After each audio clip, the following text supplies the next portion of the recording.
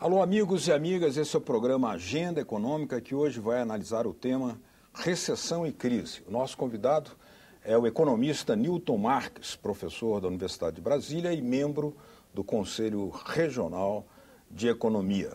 A crise internacional que persiste desde 2008 tem provocado ameaça de recessão nas principais economias mundiais. Especialistas apontam que ela ronda até mesmo a Alemanha, a mais forte economia da Europa. Já o governo brasileiro, apesar do crescimento baixo, aposta na superação da crise e afirma que o país não apresenta quadro recessivo. Mas o que caracterizaria uma recessão econômica? O Brasil está em recessão?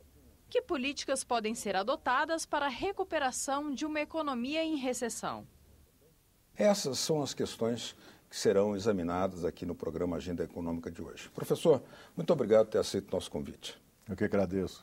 Será que nós já teríamos uma situação assim? Como é que nós poderíamos medir a existência de um quadro recessivo, tecnicamente falando?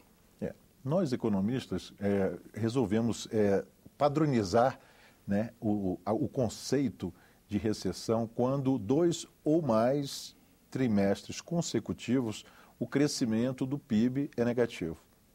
Essa é uma caracterização técnica, segundo, né, quase que tanto faz um economista aqui no Brasil como um economista na Europa e nos Estados Unidos. É aceito como padrão. É aceito como padrão. Já eu, particularmente como economista, eu não considero que isso daí seja suficiente para caracterizar uma recessão. Isso é só para atender, de certa forma, um determinado público, ou até mesmo você resolver padronizar. Mas eu acho que vai mais além, entendeu, Beto? Porque é muito sério uma recessão nas economias. Que outros indicadores seriam necessários? Você então tem um impacto no emprego e renda. Então, se por acaso você tem impacto na renda, mas não atinge o emprego, por exemplo, você não pode caracterizar e dizer que é recessão. Além do mais, nós temos que verificar o seguinte, a atividade econômica, vamos dizer assim, um ciclo, né, que nós trabalhamos, né, o fluxo circular de renda de uma economia, ele se restringe a 2 trimestres, tá certo? Eu não posso imaginar que uma atividade produtiva, ela pode contratar mão de obra, elaborar uma matéria-prima, processar uma matéria-prima e você produzir, depois comercializar só por conta de 2 trimestres consecutivos. Então, eu prefiro ficar com 1 ano. Eu acho que 1 ano é razoável, tanto é que os países, eles procuram usar indicadores anuais para você caracterizar a questão macroeconômica. Então, eu prefiro, né, trabalhar, né, com esse conceito de deixar que 1 ano seja o suficiente. Agora, existe gosto para tudo, né? Os economistas trabalham, né, várias correntes de pensamento, você sabe muito bem disso, né? Que a ortodoxia considera a recessão 2 trimestres consecutivos. Já os heterodoxos olham outros indicadores, conforme você falou, que é o caso, por exemplo, de nível de emprego e mesmo de captação de fluxos de capitais, por exemplo. Entendeu? Então, você imagine que se existe uma recessão no país, por que os fluxos de capitais se dirigem para esse país? É curioso, né? Agora, aqui no programa Agenda Econômica, nós trazemos todas as correntes de pensamento econômico, né?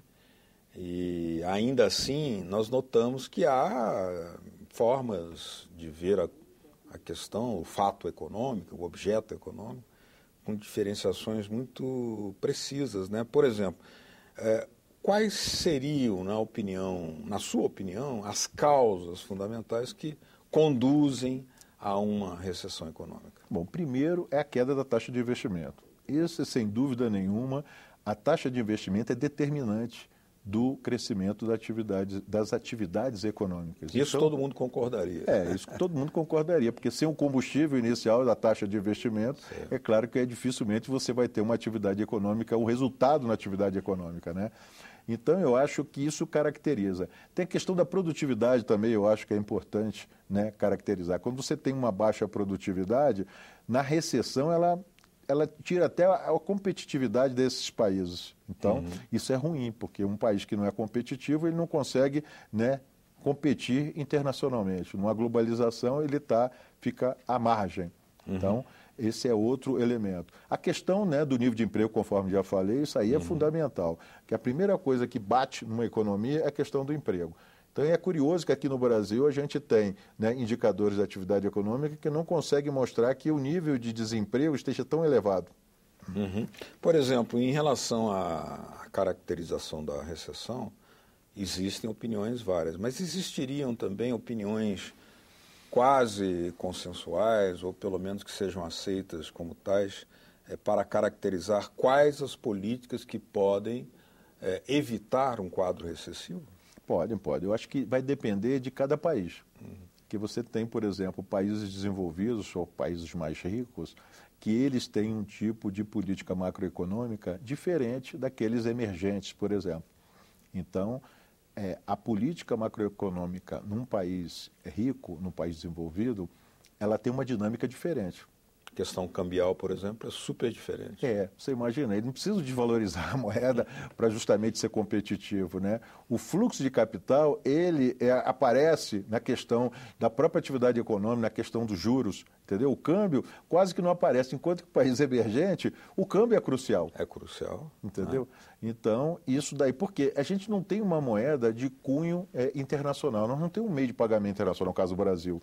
Então, países que não têm uma moeda com meio de pagamento internacional sofrem mais, entendeu? Então, isso daí é uma caracterização que eu acho importante dizer, porque caso contrário ficaria muito fácil. Então, por isso é que a gente já chegamos num determinado nível, Beto, e que as pessoas dizem, poxa, mas vem cá, nós temos quase que uma taxa de câmbio 1 para 1.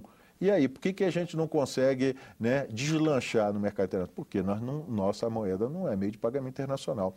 Essa tentativa que o governo tem feito, né, de se juntar com os BRICS para criar um mercado comum é interessante, porque aí você criaria moedas fortes nesse grupo e aí você conseguiria ter, né, não ter necessidade de ter que desvalorizar, né, ou valorizar a sua moeda em relação às principais moedas internacionais. Será que essa associação que o Brasil está fazendo com os países dos BRICS pode representar também uma espécie de cordão de proteção para que aquela crise que persiste na Europa e nos Estados Unidos contamine ainda mais o Brasil? É verdade.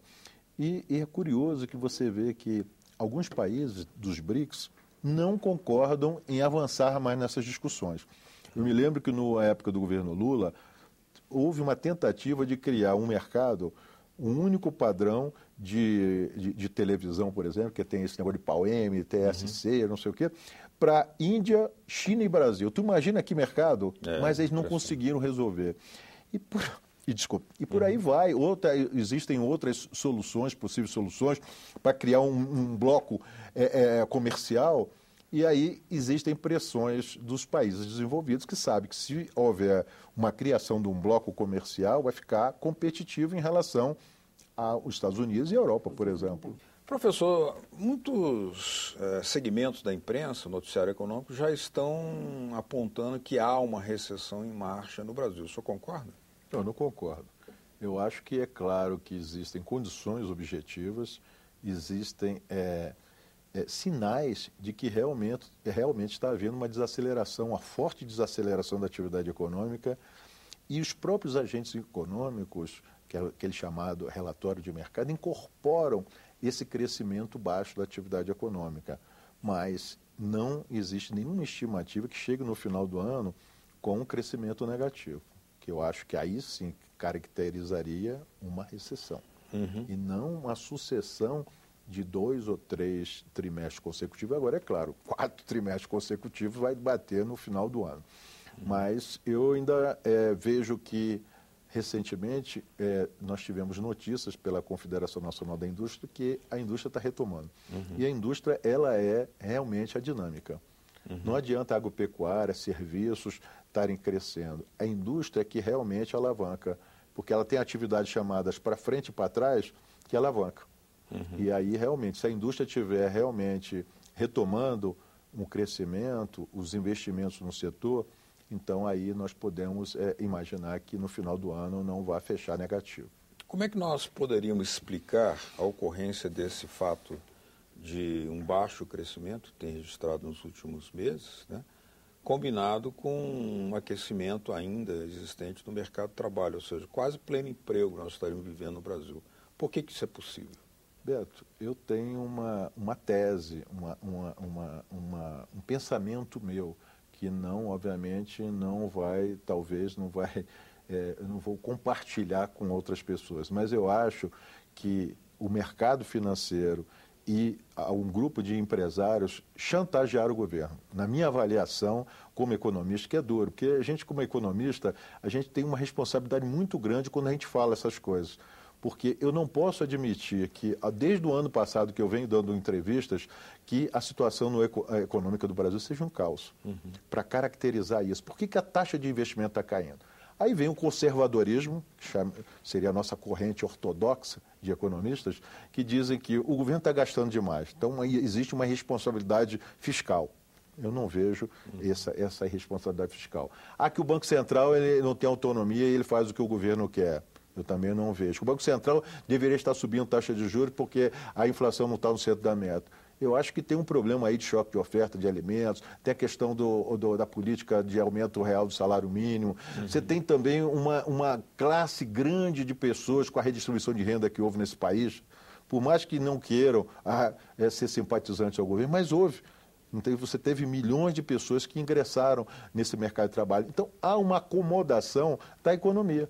Então, realmente, não seria surpresa de que, realmente, a economia tem que acomodar essa mudança.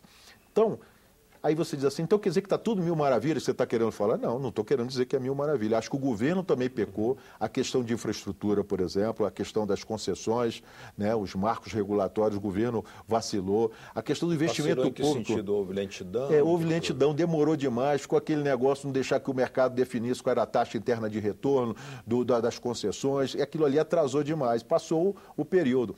Ficou também em discussão, o governo também ficou querendo mudar muito a questão dos ministérios. Aquilo ali atrasou bastante alguns planos de negócios que o governo tinha estabelecido. Então, quando há mudanças nos ministérios, tem que recompor toda a equipe. Então, isso daí também atrasou. Aí mas foi para melhorar. Foi justamente trazer algumas desconfianças com relação a problemas administrativos ou suspeitas de corrupção.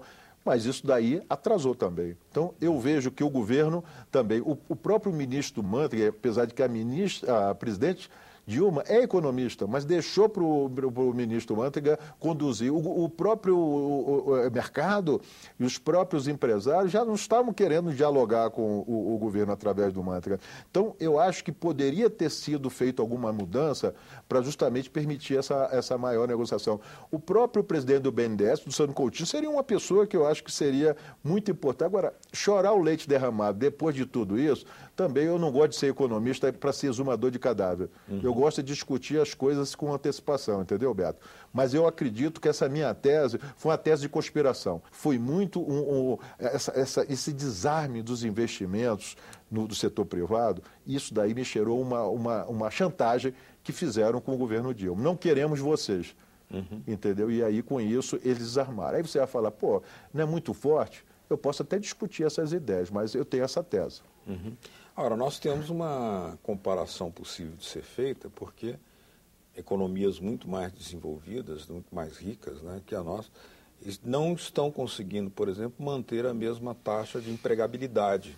É o caso da Europa, o desemprego campeia na Espanha, na França, a recessão atingiu também a Alemanha, como falamos no início do programa, e no caso brasileiro, algum impacto deveria também ter. Como é que o senhor analisa essa questão? Como é que o Brasil tem se comportado diante de uma crise que está afetando os seus principais parceiros? Aí também tem alguns estudos, ainda estão embrionários, mas que dizem que o nível de emprego não conseguiu ainda, vamos dizer assim, mostrar a realidade que está acontecendo no país. Então, existe uma discussão nisso daí, porque até o IBGE estava querendo trocar até a PNAD contínua, era justamente uma chance que, infelizmente, né, foi um desastre, porque até a questão orçamentária foi cortada, até para o próximo ano vai ser ruim isso daí.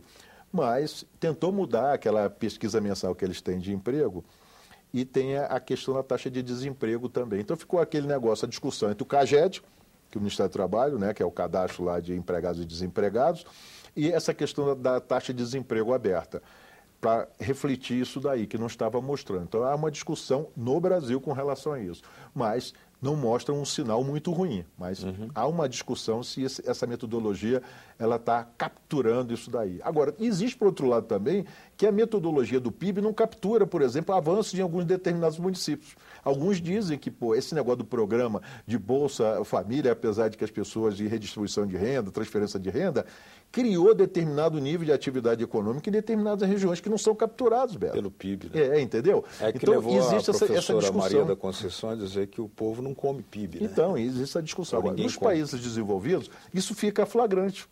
Por quê? Porque eles têm um sistema de estatística, de acompanhamento, a metodologia que não dá para comparar. E lá bateu a crise internacional. Tanto que eu falo aqui na crise nossa, que sempre as pessoas dizem que o governo sempre alega que a crise foi severa, é severa. Agora, afetou bastante os países desenvolvidos. Agora, os emergentes também acabam pagando essa conta. Nós vamos fazer uma pequena interrupção aqui, depois no segundo bloco nós vamos continuar discutindo recessão e crise com o professor Newton Marques, professor da Universidade de Brasília. Continue com a Agenda Econômica.